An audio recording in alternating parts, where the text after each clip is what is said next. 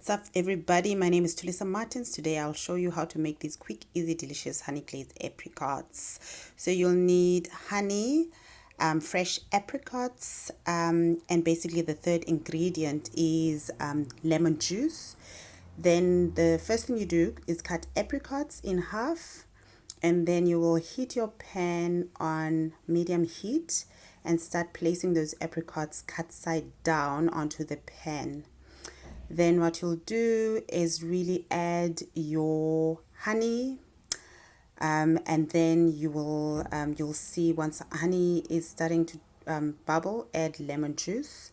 Then you cook until it caramelizes and you cool. And that's basically it, everybody. So quick and easy. Top it onto pancakes. The recipe for this picture, the pancakes, I've got the link down below. So check it out. They're super easy to make, or you can use it on your yogurt. So thank you so much for watching. Hit the subscribe button if you really like this to see more of my videos.